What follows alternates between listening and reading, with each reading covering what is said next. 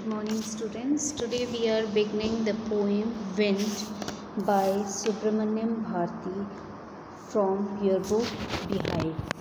The poem here is related to the wind, the strength of the wind, and how it is connected with our lives also.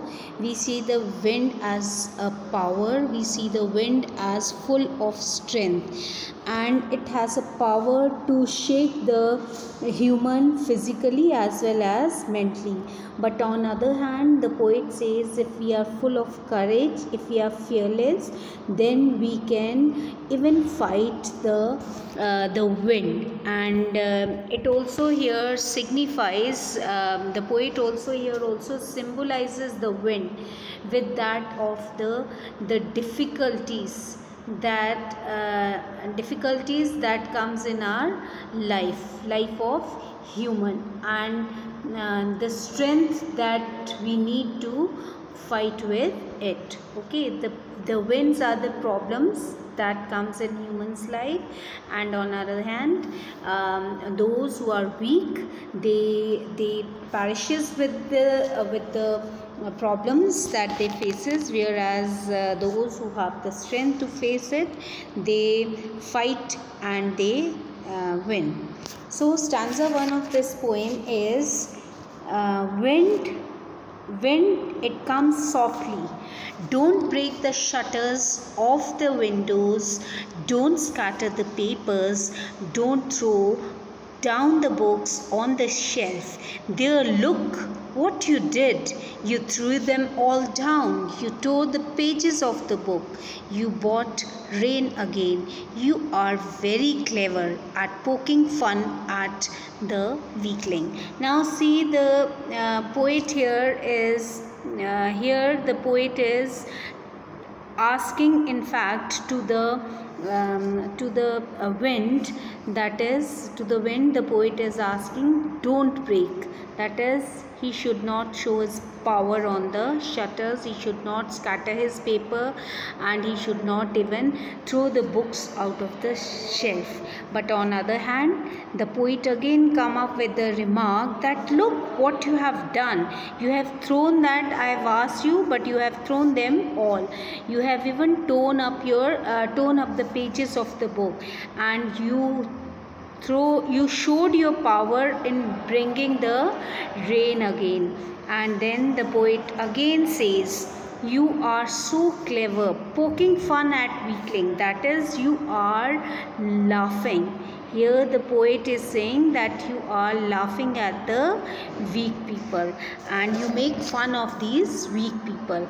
Okay, this is what the passage describes. The poet requests the wind not to come with power and break the shutters, scatter the paper, but she did. And now we have a literally device here, that is the three words that begins don't. They are anaphora. That is the line beginning with the same word one after another, that becomes anaphora over here. Okay, then we have assonance also. And what is assonance? Assonance is the vowel alphabet in the mid of the word that brings out its sound. For example, don't, we have O here. Throw, we have O here. Down, we have O here. We have book, we have on. Okay, O sound is here in the center of the word, so this becomes a assonance. Okay, sound of don't, throw, book, down, book, on. Okay, these are anaphoras. And then these are the that is literally device that has been used in this paragraph. And if we talk about second paragraph, again we see a second paragraph: frail crumbling houses, crumbling doors, crumbling rafters, crumbling woods, and crumbling bodies, crumbling lives, crumbling heart. The wind god winnows and crushes them all. He won't do what you tell him. And now see, the poet here is trying to tell, he is discussing about frail is weak. Those who are weak, they crumble. Either they are houses, they are doors, they are rafters, wood, bodies, whatever they crumble if they are weak. Okay, the poet says those which are weak, they will crumble. The wind has been donated, it has been compared with the God. The power of the wind is equivalent to that of a God. And winnows here signifies, that is blows. Okay, it signifies a blow. And the poet says the wind blows, the wind which has a power of a God, it blows off everything and crushes them all, and it breaks them into pieces. Okay, it breaks them into pieces. Now if we see, again he won't do what you tell, and it does not listen anybody's cry, it does not listen what you ask him to do. So this is what the stanza means. And if we talk about the literary device over here, there is a repetition. Okay, and the repetition of which word is there? It is crumbling, crumbling, crumbling, crumbling is there, which has been repeated again and again. So let us move to the another stanza, stanza 3. So come here, let's build strong home. Let's join door firmly. Practice to firm the door. Make the heart steadfast. Do this and the wind will be the friend with us. The wind blows out weak fires. Now this line, this stanza is very clear. The power of a wind has a strength. It has the strength to dominate everybody. And the poet here says we cannot fight against the wind. So what we can do is we have to build our home strong. We have to make our doors firm, and we had to practice our body to be very firm and make our hearts steadfast. That is, we have to build a strong hearts. Do this, and if we are strong enough, then the wind will be our friend. The wind blows those who are weak out. Okay, in the beginning of the poem I told you the wind becomes friend if you are courageous enough to fight with it, to bear it, and then it will be friend. And if you become weak, then it will blow you off, it will take you away with himself. So it will crush you, it will break you. So same is the case. If we have the attitude, if we have the strength to fight with the problems that comes in our life, then we can naturally we can face it and we can overcome it. And if we do not, then we will be destructed, we will be destroyed.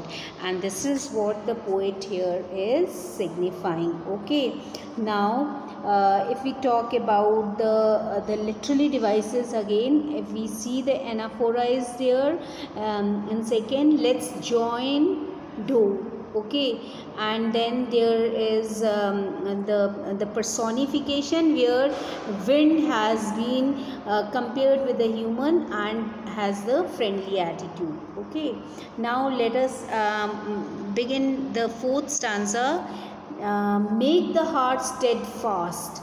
Do this, the wind will be friend with us. The wind blows out weak fire, he makes the strong fires roar and flourish. His friendship is good and we praise him every day.